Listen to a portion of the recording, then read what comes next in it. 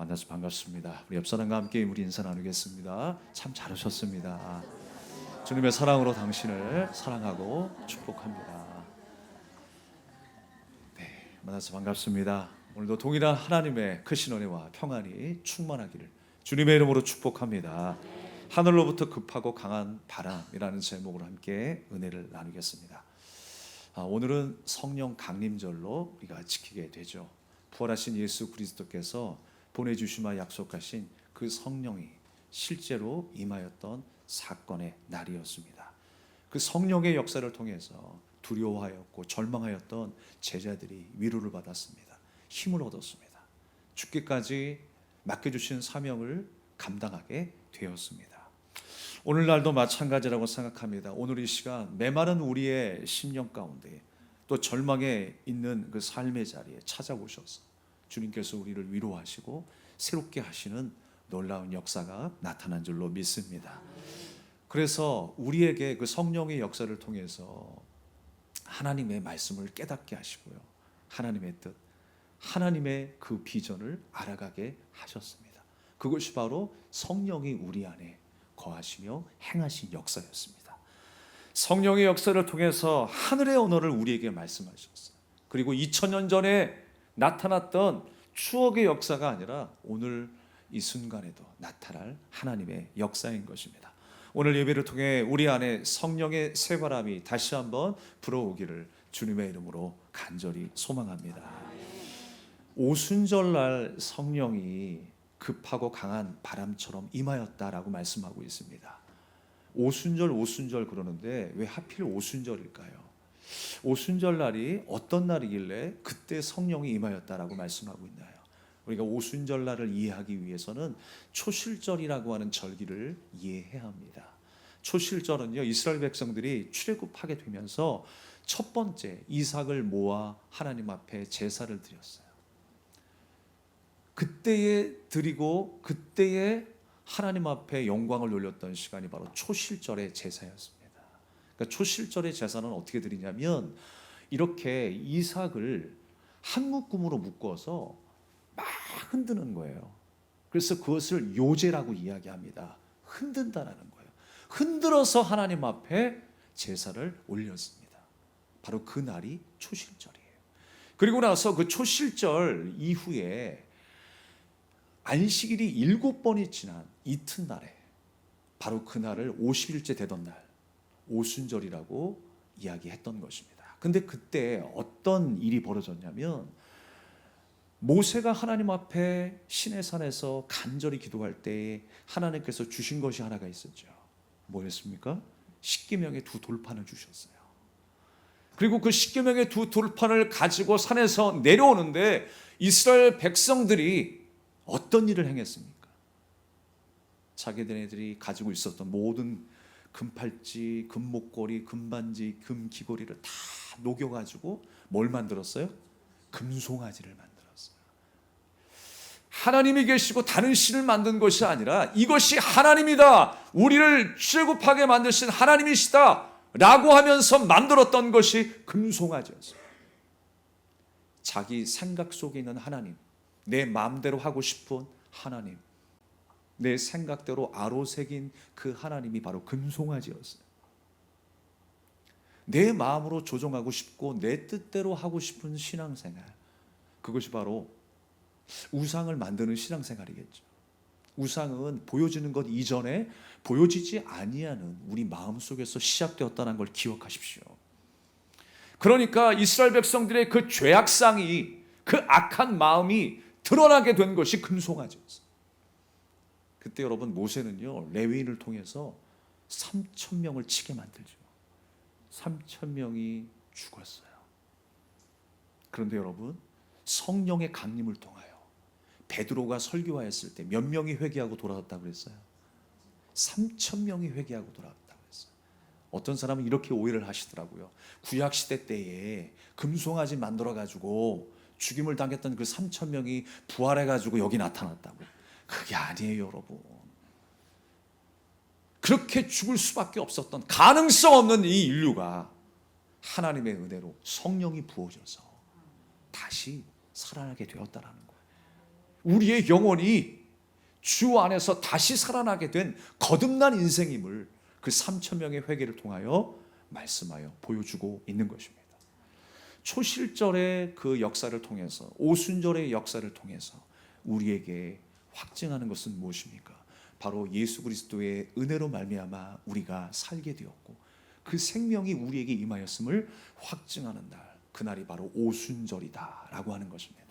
하나님의 영이 우리와 함께 하신 줄 믿습니다. 우리가 예수 믿는 것 따로, 성령 받는 걸 따로라고 생각할 때가 있습니다. 성령 충만을 따로라고 생각할 때가 있습니다. 그러나 여러분, 주 안에서 하나로 이루어지는 역사예요.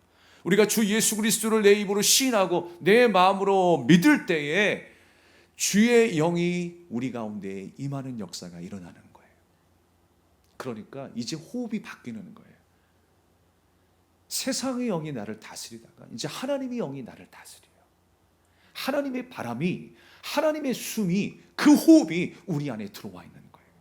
여러분, 죄 가운데 우리가 죽었던 그 모습을 우리는 그 하나님께서 아담을 흙으로 빚으신 그 장면으로 이해하게 됩니다. 말이 좋아 흙이죠. 사실 티끌이고 거름더미 같은 아담이었습니다. 그런데 그곳에 하나님께서 숨을 불어넣어 주시니까 그 숨이 루아흐, 하나님의 영이라는 거예요. 그 숨이 들어갔을 때 생명이 된지라라고 했어요. 하나님께서 창조하셨던 그 아름다운 생명으로 회복이 된 것입니다.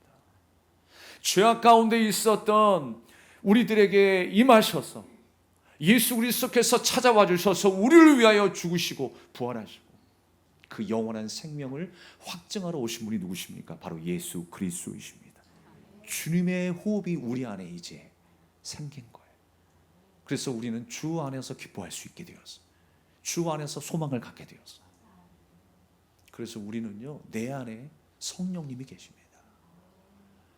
그렇지만 우리는 날마다 성령 충만함을 구해야 합니다.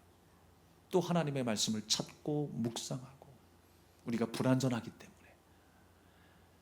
완전하신 성령님이시지만 내 안에 계시지만 우리가 날마다 찾고 구하며 하나님의 말씀으로 채우며 살아가는 저 천성, 저 하나님 나라를 소망하며 이 하루를 살아낼 수 있는 성령 충만함의 인생이 되어야 할 줄로 믿습니다.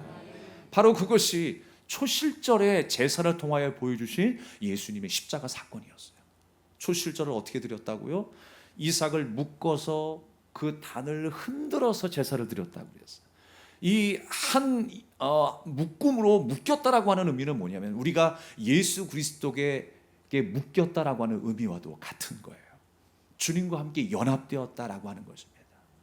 그리고 흔들었다라고 하는 의미는 무엇입니까? 전부 그 제사들은요, 예수님의 그 십자가 사역과 사건들을 우리에게 상징적으로 보여주고 있는 거예요.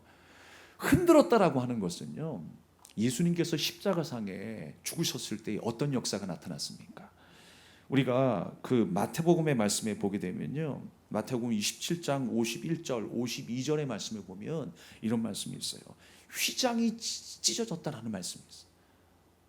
땅이 진동했다라는 말씀이 있어요. 지진이 일어난 거예요. 그리고 바위가 터졌다라고 했습니다. 지각 변동이 일어나는 거예요. 대사건이 일어난 거예요. 그러고 나서 뭐라고 말씀하세요? 52절에 무덤들이 열리며 잠자던 성도의 몸이 많이 일어났다라고 말씀하고 있어요. 부활의 역사가 일어난 것입니다. 예수님께서 부활하셨을 때 잠자던 성도들이 함께 일어남을 미리 보여주시는 사건이 바로 이 초실제. 이 초실, 첫 열매를 통해서 하나님 앞에 제사 드리는 모습을 통하여 보여주신 것입니다. 그래서 여러분, 예수님께서 부활하신 후 50일째 되는 날, 그날이 바로 오순절이었어요. 그날에 120명이 모여 있을 때에 급하고 강한 바람처럼 성령이 임재하였다라고 말씀하고 있습니다. 그리고 불의 혀같이 갈라졌다라고 말씀하고 있어요. 왜 불의 혀라고 이야기했을까요? 혀는 무엇입니까? 언어이죠. 말씀이에요. 말씀을 떠났던 백성에게 하나님의 말씀이 다시 임하는 순간이었어요. 여러분, 성령의 역사는 무엇입니까? 하나님의 말씀이 임하는 역사예요. 하나님의 말씀이 깨달아지는 역사예요. 하나님의 말씀이 채워지는 것이 바로 성령 충만인 줄 믿으시길 바랍니다. 그래서 어디에 있든지 찌르면 하나님의 말씀이 나와야 되는 거예요. 예, 다 암송하라고 하는 것이 아니라 하나님의 마음과 하나님의 뜻이 내 안에 가득 찬 순간을 말씀하고 있는 것입니다. 그래서 우리가 바람으로 쉬 하지 않아도 돼요. 빨간색으로 우리가 보여주지 않아도 좋아요. 성령의 충만함에 대해서 우리가 바로 이해한다면 하나님의 말씀으로 채워야 한다는 것을 우리는 깨닫게 됩니다. 소리로 진동으로 느껴지지 않아도, 또 색깔로 느껴지지 않아도, 사운드 볼륨이 높아지는 것으로 느껴지지 않아도 하나님의 말씀으로 인하여 우리는 새롭게 변화될 것입니다. 그래서 초실절 이후에 안식일이 7번 지났을 때 오순절이라고 그랬죠. 예수님께서 부활하신 이후에 안식일이 7번 지난 이튿날이 오순절이라고 했어요. 왜 하필 안식일이 7번 지났을까요? 이 오순절날 성령이 강림한 그 사건을 우리에게 말씀하고 있는 거예요. 7이라고 하는 숫자는 완전 숫자잖아요. 그런데 그 7번에 7번이니까 49잖아요. 77이 49. 계산 잘 하셔야 됩니다. 예, 7번이 또 7번이니까 77에 49. 49일 그 이튿날이 50일째 되는 오순절이었어요. 그러니까 이 숫자가 의미하는 건 뭐냐면 가장 완전하다라는 거예요. 가장 완전한 위로와 가장 완전한 회복의 역사가 성령을 통하여 나타났다라고 하는 것입니다. 그것이 바로 성령의 강림의 역사인 거예요. 그게 바로 오순절입니다. 그래서 우리는요 77에 49, 이 오순절 날을 77절이라고도 이야기하고 첫 소산을 하나님 앞에 드렸다라고 해서 맥추절이라고도 이야기를 합니다. 어떤 사람이 그래요. 아니 맥추 감사절도 있고 성령 강림절도 있네요. 왜 2번이나 드려요? 라고 하신 분들도 있습니다. 우리가요 감사 한 번 더 한다고 생각하면 돼요. 우리가 사실 계속 감사를 기념해야 되는 것이 우리 신앙 아니겠습니까? 77절, 맥추절, 오순절 다 같은 이야기죠. 주님께서 우리에게 말씀을 회복하게 하시는 날, 하나님의 심장을 갖게 하시는 날, 하나님의 말씀으로 충만해진 그날이 바로 성령 강림절이었다라고 하는 것입니다. 그것이 바로 우리의 완전한 채움이 되었어요. 완전한 위로가 되었습니다. 완전한 만족이 되었습니다. 여러분이 잘 아시는 찬양, 오 주님 채우소서 나의 잔을 높이 듭니다. 다 같이 하늘 양식 내게 채워주소서 넘치도록 채워주소서. 예수님이 함께 하셨을 때 여러분 그 여인에게는 완전한 채움이 이루어졌어요. 완전한 만족이 이루어졌어요. 두렵고 떨리고 불안전했던 그 인생이었죠. 남편이 5명이나 있었지만 나를 먹여 살릴 그 남편이 있었지만 다 도망갔어요. 책임지지 않고 다 떠나가 버렸어요. 얼마나 과부 신세로 힘들게 살아겠습니까? 남들의 시선을 피해서 물을 기르러 왔던 그 여인을 주님이 만나주시는 거예요. 주님이 영원히 목마르지 아니하는 완전한 그 기쁨과 은혜의 생수를 허락하셨다라고 하는 것입니다.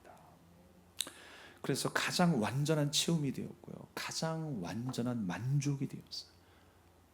그 역할을 하신 분이 바로 성령님이십니다. 그래서 여러분 이 시내산에서 모세가 율법을 받았지만 금송아지를 만들고 범죄하였던 그들, 용서받을 수 없는 그들, 그러나 신약시대에 와서 성령의 임재를 통하여 그 하나님의 약속의 성취를 통하여 다시금 회복의 역사가 일어났다는 것을 말씀을 통하여 우리는 보게 되는 것입니다. 그러므로 여러분 성령이 임한 사건은 예수 그리스도의 은혜로 살리셨음을 확증하는 일이었어요. 우리가 예수님과 성령님을 따로 생각하지만 성령님은 어떤 영이냐면 그리스도의 영이에요. 그리스도의 영. 그래서 성경은요 뭐라고 이야기하냐면 요한복음에 제2의 보혜사다라고 말씀하고 있어요. 중재자, 변호사, 그게 보혜사라는 말이거든요. 성령님을 가리킬 때 보혜사 성령님이라고 이야기하잖아요. 그런데 제1의 보혜사가 먼저 있었어요. 그분이 바로 예수 그리스도이십니다. 그리고 예수님이 하늘로 승천하시고 이 땅에 성령님을 보내주시겠다라고 약속하셨는데 오순절 날에 제2의 보혜사이신 성령님이 임하신 거예요. 여러분, 예수님이 이 땅에 무엇으로 오셨다고 말씀하십니까? 말씀으로 오셨다고 그랬어요. 그 말씀이 되신 그리스도의 영이 바로 성령님이세요. 여러분, 성령 충만하시기 바랍니다. 하나님의 마음으로 가득한 여러분의 신앙생활 되기를 주님의 이름으로 축복합니다. 여러분, 베드로가 설교한 내용도 우리가 보게 되면 어떤 내용이었습니까? 사도행전 2장 21절의 말씀을 우리가 한번 보고요, 38절의 말씀을 우리가 한번 읽어보겠습니다. 시작. 누구든지 주의 이름을 부르는 자는 구원을 받으리라 하였느니라. 베드로가 이르되 너희가 회개하여 각각 예수 그리스도의 이름으로 세례를 받고 죄 사함을 받으라. 그리하면 성령의 선물을 받으리니. 아멘. 우리가 죄 가운데 하나님의 말씀을 잃어버렸어요. 하나님의 말씀을 듣지 못하며 살아왔습니다. 그런데 성령을 선물로 받았어요. 회개하고 하나님 앞에 돌아갔더니 성령을 선물로 받았습니다. 하나님의 말씀이 다시금 내게 찾아온 거예요. 하나님의 마음이 내게 다시금 찾아오게 된 것입니다. 그것이 바로 성령의 역사였어요. 우리가 예수님 때문에 살았다라고 하는 것을 깨닫게 되었어요. 그 말씀의 중심이 무엇입니까? 복음의 중심이 무엇입니까? 나는 자격 없고 가능성 없지만 예수님께서 나의 죄를 담당하여 죽으셨다라고 하는 것 아니겠어요? 나는 죽고 오직 예수 그리스도만 의지하며 살아가는 인생이어야 구원이 있음을 우리에게 말씀하고 있지 않습니까? 자기를 부인하고 십자가를 지고 따라가는 것이 예수님의 제자가 된다라고 말씀하시지 않습니까? 그 말씀을 따라 살아가는 것, 바로 예수님 때문에 살았다라는 것을 깨닫게 하시는 역사, 그것이 바로 성령의 역사였습니다. 그래서 우리는요, 성령을 통해 이 구원이라고 하는 것이 지식으로만이 아니라 체휼한다라고 하죠. 경험적으로 느껴지는 거예요. 체험적으로 알게 되는 거예요. 그래서 성령으로 충만한 사람은요, 주님을 만난 그 인격적인 체험이 있는 사람을 말씀하고 있는 것입니다. 그러니까 하나님의 마음을 아니까 우리에게 주신 말씀이 다 나를 향한 말씀으로 내가 이해하게 되는 거예요. 다른 사람의 말씀이 아니에요. 야, 이런 비윤리적이고 비도덕적인 말씀이 내게 주시는 말씀이라고 나하고는 상관없는 데가 아니에요. 내게 주시는 말씀이에요.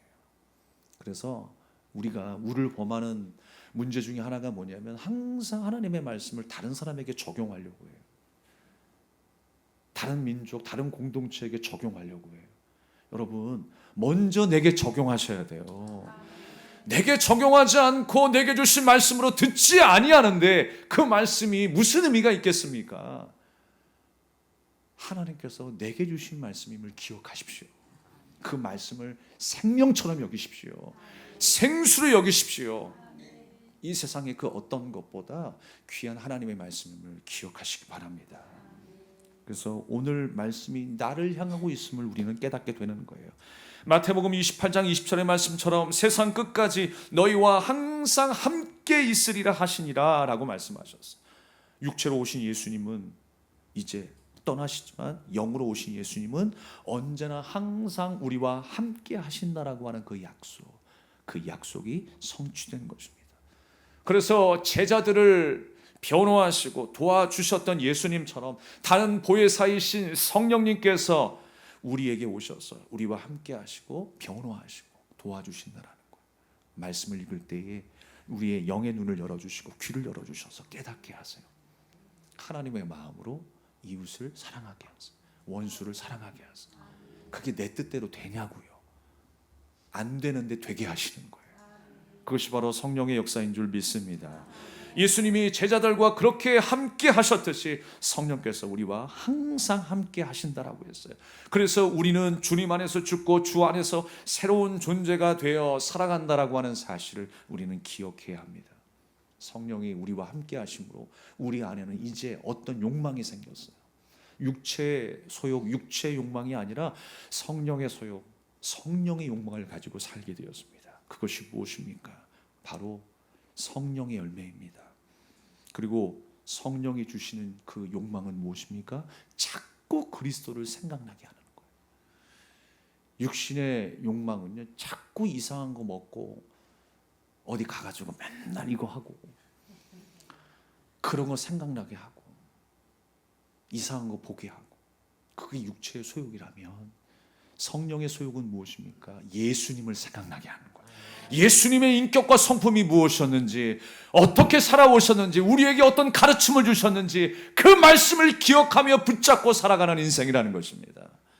성령이 우리 안에 역사하셨을 때에 자꾸 예수님이 생각나셔야 돼요. 우리가 문제를 만났을 때마다 자꾸 이 말씀으로 돌아오셔야 돼요. 우리가 있어야 할 자리는 말씀 앞에의 자리입니다. 예배의 자리입니다. 인생의 문제인 것 같고, 가정의 문제인 것 같고, 사람과의 인격적인 관계의 문제인 것 같지만 바로 하나님과 나와의 문제임을 여러분 기억하시기 바랍니다. 자녀의 문제도 하나님과 나와의 관계의 문제예요. 경제의 문제도 하나님과 나와의 관계의 문제예요. 나라 정치와의 모든 문제도 하나님과의 나와의 관계의 문제인 것입니다. 거기서부터 시작하는 거예요. 그거 해결하지 않으면 다른 것 아무 의미가 없어요. 주님께서는 그 역사를 이루시기 위하여 성령을 우리 가운데 보내주신 것입니다. 그래서 우리가 사도행전 2장 17절 말씀에 보면 여러분이 즐겁게 찬양드리는 그 가사 중에 하나가 있죠. 자녀들은 예언할 것이요, 청년들은 환상을 볼 것이요, 아비들은 꿈을 꾸리라. 여러분이 말씀이요, 구약시대 때 이미 예언된 말씀이었어요. 요엘서 2장 28절의 말씀을 우리가 한번 읽도록 하겠습니다. 준비되셨습니까? 시작.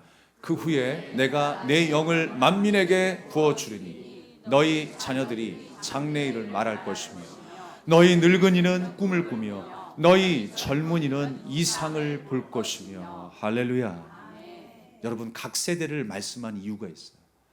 구약시대 때는요, 선지자만 하나님의 말씀을 들었어요. 그 뜻을 알았어요. 그런데 이제는 전 세대에게, 모든 족속, 이방 족속까지 소외당했던 모든 사람들에게 성령이 임할 것을 약속하고 있는 것입니다. 그래서 하나님의 뜻을 온전히 알게 하신다라고 하는 거예요. 그리스도를 통한 구원의 성취를 보여주시는 그 성령께서 우리 가운데에 하나님의 뜻을 온전히 알게 하신다라고 하는 말씀입니다. 각 사람의 마음에 직접 임하셔서 이제 하나님의 말씀을 알게 하셨어요. 여러분, 왜 중세시대에 종교개혁이 일어났습니까? 하나님의 말씀을 특정 종교인의 것으로만 취급했어요. 그 어려운 라틴어로 설교를 합니다. 사람들은 그냥 못 알아들어도 듣고만 있는 거예요. 그리고 예배 드렸다라고 하고 안심하는 거예요. 그러나 여러분, 하나님을 인격적으로 만나는 체험이 없어요. 그 체휼의 은혜가 없어서 성전 마당만 밟고 가는 의식에 불과했다라고 하는 것입니다.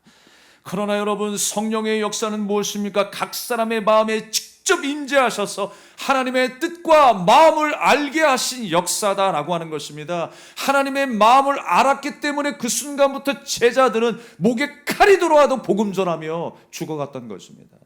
베드로는 복음 전하다가 십자가에 거꾸로 매달려 죽기까지 충성했던 예수님의 제자가 된 것입니다. 하나님의 마음을 알았기 때문에 이 땅에 이루실 그 영원한 하나님 나라, 그 하나님 나라를 소망하게 하셨기 때문에 이 땅의 모든 것이 아무것도 아닌 것으로 여겨졌어요. 초대교회의 역사를 보게 되면 특징적 것 중에 하나가 무엇입니까? 자기의 물건을 통용했다고 그랬죠. 내가 그렇게 내 것, 내 소유하면서 아웅다웅하면서 막 싸우면서 내 것 이루기 위하여 살았던 그 인생들, 성령 받은 이후에 그 모든 것이 아무것도 아니었고, 왜 우리는 나이 먹고 죽음 앞에서야 그것을 깨닫냐고요. 그러나 여러분, 성령께서 깨닫게 하셨어요. 말씀을 통하여 깨닫게 하셨어요. 말씀이 꿀송이보다 더 단 하나님의 은혜의 생수와 양식으로 우리에게 부어진 줄로 믿습니다. 그 은혜를 날마다 누리며 기뻐하는 저와 여러분 되기를 축복합니다. 그래서 우리는요, 날마다 그 하나님의 은혜에 대한 소중함을 알아야 합니다. 묵상하고 그 마음을 날마다 내 가슴 속에 새길 수 있는 우리가 되어야 할 것입니다. 꿈과 환상과 이 음성, 예언이라고 하는 것은 하나님이 우리와 대화하시는 언어입니다. 선지자들은 하나님의 언어를 이해했을지 모르겠습니다. 현상과 소리만이 아니라 바로 그 하나님의 마음과 뜻을 알았다는 것입니다. 그런데 이제 하나님의 그 언어가 우리 가운데 임하셔서 하나님의 마음을 알게 된 것입니다. 오늘 말씀에 보니까 4절에 다른 언어들로 말하기 시작했다고 그랬어요. 성경 본문에는 여러 민족의 그 지명들이 등장합니다. 여러 지역에서 그곳을 찾아왔습니다. 바데인과 메데인과 엘람인과 메소포타미아, 또 그 외에 부르기와 밤빌리아, 아라비아인들이 찾아왔습니다. 그런데 복음을 전해도 못 알아듣지요. 언어가 달라요. 말레이시아도요, 동서가 나뉘어져 있어요. 그래서 서쪽의 사람들이 말하는 것을 동쪽 어느 부족에서는요, 못 알아듣는 경우가 있어요. 전국에서 모였는데 하나님의 말씀을 알아듣지 못합니다. 근데 그때 성령이 불의 혀같이 임하여서 어떤 역사가 일어났어요? 그 방언으로 말미암아 알아듣는 역사가 나타났어요. 알아듣게 되었다라는 거예요. 이스라엘이 하나님 앞에 범죄하였을 때에 하나님의 말씀이 떠났던 일이 있지요. 하나님의 말씀을 듣지 못하고 살아갔지요. 하나님의 말씀과 상관없이 살아갔지요. 그래서 여러분이 잘 아시는 바벨탑 사건이 있잖아요. 주님 앞에 범죄하였을 때 우리 이름을 내고 우리의 흩어짐을 면하자라고 했을 때 하나님께서 어떤 조치를 취하셨습니까? 어떤 조치를 취하셨어요? 언어를 나누게 하셨어요. 못 알아듣게 하셨어요. 그래서 바벨탑 짓는 것을 멈추게 하셨고 하나님의 말씀도 듣지 못하며 죄악 가운데 살아갔던 것입니다. 그런데 하나님께서 그 언어를 회복시켜 주셨다라고 하는 것입니다. 방언의 역사를 통하여서 복음을 알아듣게 하신 거예요. 각 민족에게 선포되게 하셨어요. 그 말씀이 그들의 양식이 되게 하셨어요. 그들의 호흡이 되게 하셨어요. 숨쉬기 시작하는 거예요. 입으로 씹어먹고 말씀을 먹기 시작하는 거예요. 그들의 영이 자라가기 시작하는 거예요. 하나님 나라에 예비된 그 하나님의 백성이 되어가기 시작하는 거예요. 할렐루야. 이것이 바로 성령의 역사의 본질인 것입니다. 그래서 여러분, 하나님의 뜻과 하나님의 말씀과 상관없는 사람들은 어떻게 나타나요? 지금 세술에 취했다, 쟤네들이 지금 미쳤다 라고 하면서 조롱했다 그랬어요. 조롱했다. 그런데 여러분, 또 하나님의 뜻과 관심과 상관없는 사람들이 교회 안에 또 있죠. 고린도전서 3장과 4장과 14장의 말씀을 보면 은사 받은 자들의 모습이 나타나요. 내가 영적으로 더 거룩해진 것처럼 생각하는 은사자들이 있었어요. 그리고 내가 하나님과 더 가까이 있는 사람이다라고 하면서 목이 굳고 사람들 앞에 교만하게 살았던 사람들이 고린도 교회의 문제가 되었어요. 잘못된 모습이라는 거예요. 하나님의 뜻과는 무관하게 자신이 영적으로 더 수준이 높다라고 자랑했던 사람들, 그 또한 문제였다라고 하는 것입니다. 사랑하는 여러분, 주님께서 우리에게 은사를 주시고 성령을 부어주시는 것은 어떤 목적으로 부어주셨습니까? 살려내기 위한 목적이었어요. 은사를 통하여 공동체를 하나님이 살려내시는 것입니다. 교회를 살려내시고 한 영혼을 살려내시기 위하여 주님께서 성령을 부어주십니다. 은사를 우리에게 허락해 주십니다. 여러분이 먼저 살아나고 우리 주변의 사람들을 살려낼 수 있는 하나님의 사람, 하나님의 일꾼들이 되시기를 주님의 이름으로 축원합니다. 여러분, 호주 시드니에 가게 되면 가장 유명한 건물이 하나가 있죠. 뭐예요? 우리 사진을 한번 좀 보여주시겠습니까? 뭐예요, 여러분? 오페라 하우스죠. 예, 저도 아직은 가보지 못했습니다만 꼭 한번 가보고 싶은 건물입니다. 전 세계의 사람들이 이 오페라 하우스를 찾아갑니다. 그런데 오페라 하우스를 관람하는 세 부류의 관광객이 있대요. 여러분 어떤 사람들일까요? 첫 번째로는요, 우리가 그렇잖아요. 유명한 장소에 가면 야, 여기에서는 내가 사진을 찍어야 돼. 사진을 찍기 위해서 막 혈안이 된 사람이 있죠. 그래서 이렇게 그 건물 앞에서 사진을 찍었습니다. 근데 또 두 번째 부류의 사람이 있어요. 어떤 사람일까요? 그 안에 들어가는 사람이 있어요. 가이드의 인도를 따라 들어가 보니까 막 엄청난 음향 시스템, 인테리어, 좌석을 보고 놀라는 거예요. 색깔을 보고 놀라는 거예요. 야, 거대하다. 우리나라에는 볼 수 없었던 이 오페라 하우스. 그런데 세 번째 부류의 사람이 있어요. 어떤 사람일까요? 그곳에서 펼쳐지는 연주회를 경험하는 사람이에요. 그 엄청난 감격과 전율을 느끼면서 돌아오는 거예요. 어떤 사람이 진짜 오페라 하우스를 체험한 사람일까요? 관람한 사람일까요? 세 번째 부류의 사람이겠죠. 세 번째 부류의 사람. 여러분, 그래서 제가 그곳에서 연주되는 실황을 한번 준비해 봤어요. 잠깐이지만 들어보시기 바랍니다.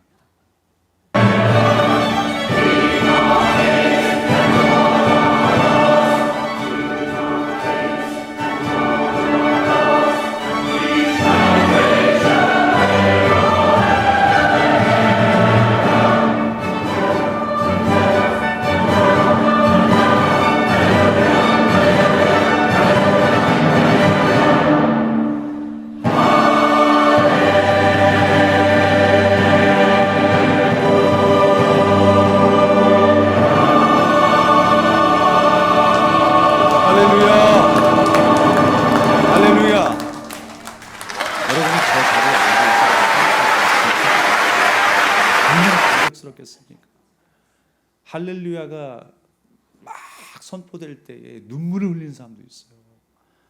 감격이 차서 돌아오는 거죠. 그 사람이 정말 그 오페라 하우스에 다녀온 사람이 맞겠죠. 몸만 있는 게 아니라 우리 마음도 마찬가지입니다. 몸만 있는 게 아니라 하나님의 역사하시는 그 은혜의 감동을 경험하고 돌아가는 거예요. 하나님의 마음을 체휼하고 돌아가는 거예요.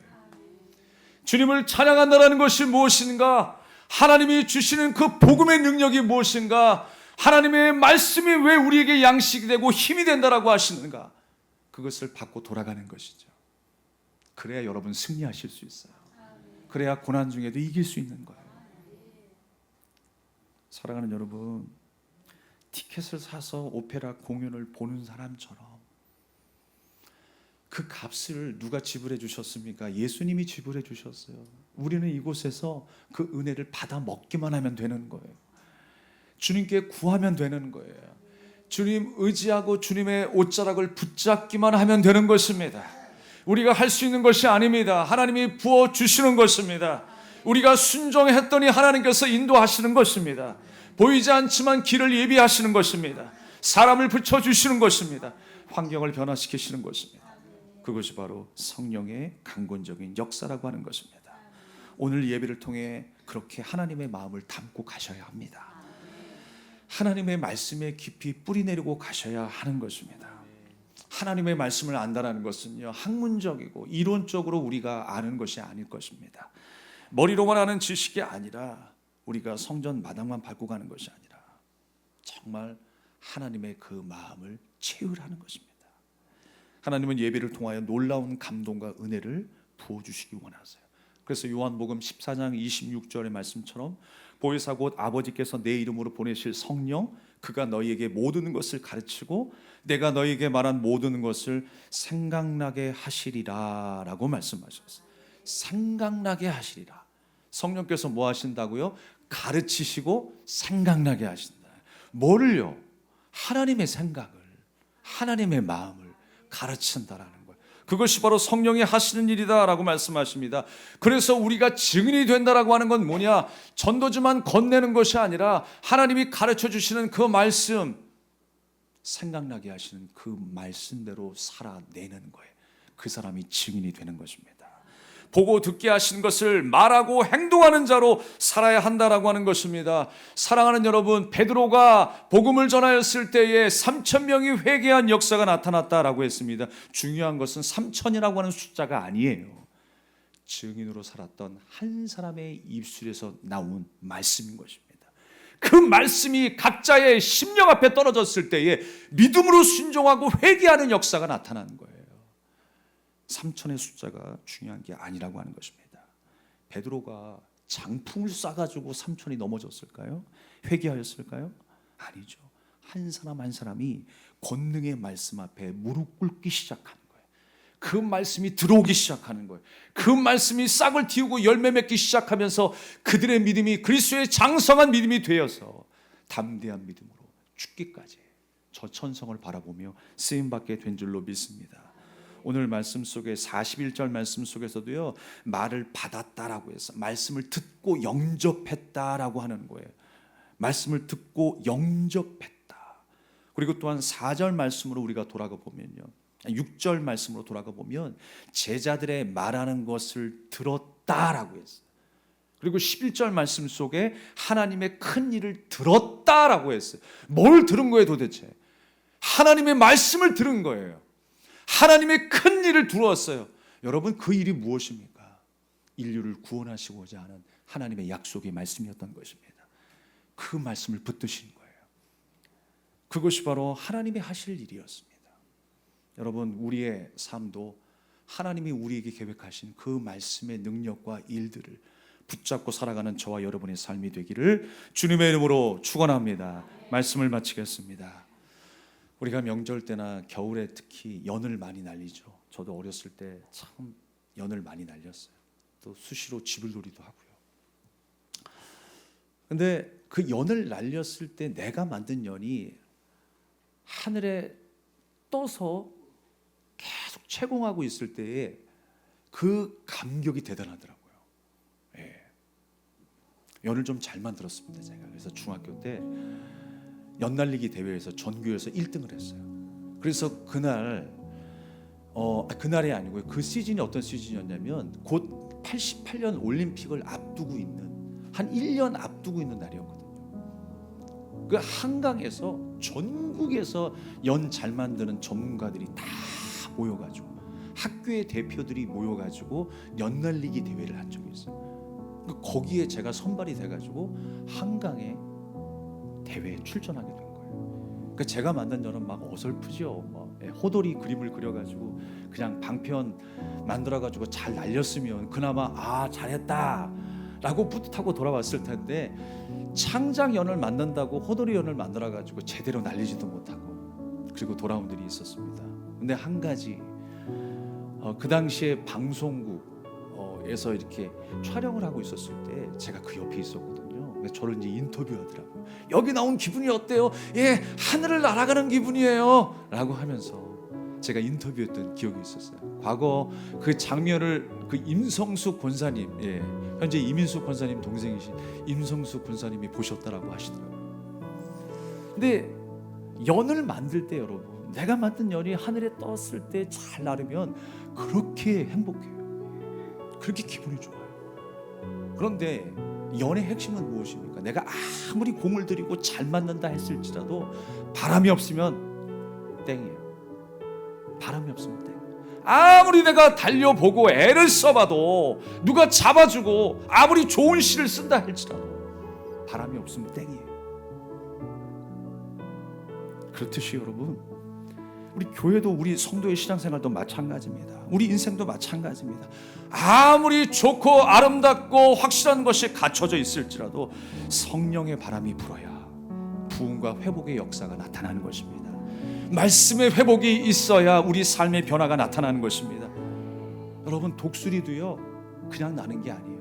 자기 힘으로 나는 게 아니에요. 그 무거운 몸집으로 어떻게 날겠습니까? 날아가다가 힘들어서 아마 지칠 겁니다. 그런데 어느 정도는 자기 힘으로 날다가 어느 순간에는 그 바람을 타고 상공으로 올라가는 거예요. 그래서 높은 곳으로 날아가는 거예요. 사랑하는 여러분, 우리도 날아오를 수 없다 할지라도 성령의 바람이 우리에게 임할 때에 우리는 날아올 수 있습니다. 다시금 일어날 수 있습니다. 다시금 전진할 수 있습니다. 이번 한 주간의 삶이 성령 충만한 신앙생활이 되어서 독수리처럼 날아오를 수 있는 믿음으로 전진하는 순간순간이 되시기를 주님의 이름으로 축원합니다. 축원합니다. 우리 함께 찬양하며 기도하겠습니다.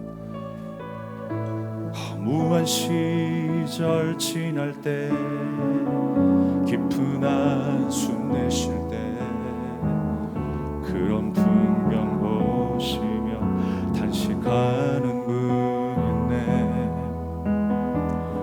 고와 같이 너희를 버려두지 않으리.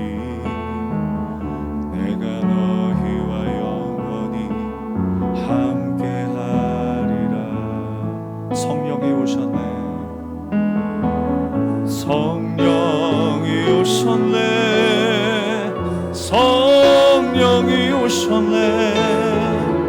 내 주에 보내신 성령이 오셨네. 우리 인생 가운데 친히 찾아오셔서 그 나라 꿈꾸게 하시네.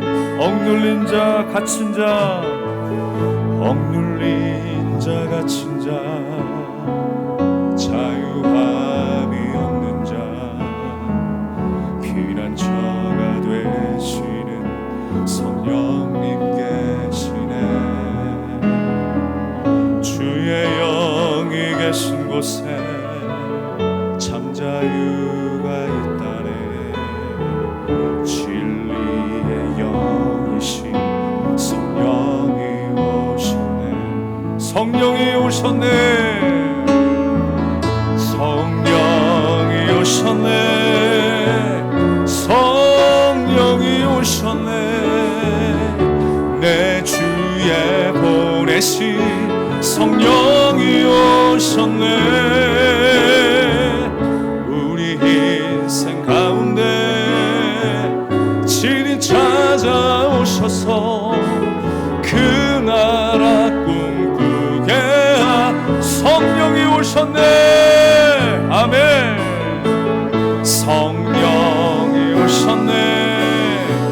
성령이 오셨네.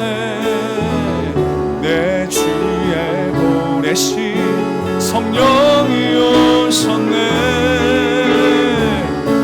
우리 인생 가운데 친히 찾아오셔서 그 나라 꿈꾸게 다시 한번 성령이 오셨네. 할렐루야. 성령이 오셨네. 성령이 오셨네. 내 주에 보내신 성령이 오셨네. 우리 인생 가운데 친히 찾아오셔서 그 나라 꿈꾸게 하시네. 아멘. 우리 주신 말씀을 기억하며 우리 다 같이 뜨거운 마음으로 하나님 앞에 기도합시다. 성령으로 충만케 하여 주시옵소서. 내 안에 계신 성령님, 주님의 주권을 인정합니다. 주님의 다스리심에 순종하며 나가겠습니다. 하나님, 내게 물붓듯이 성령을 부어주시옵소서. 그 하늘의 감동과 그 은혜가, 그 말씀의 역사가 나를 다스려 주시옵소서. 그 말씀에 순종하며 살아가는, 말씀으로 꽉 채워지는 인생, 그러한 성령의 충만함의 역사가 일어나게 해달라. 우리 간절한 마음으로 주여 한번 외치고 기도하겠습니다.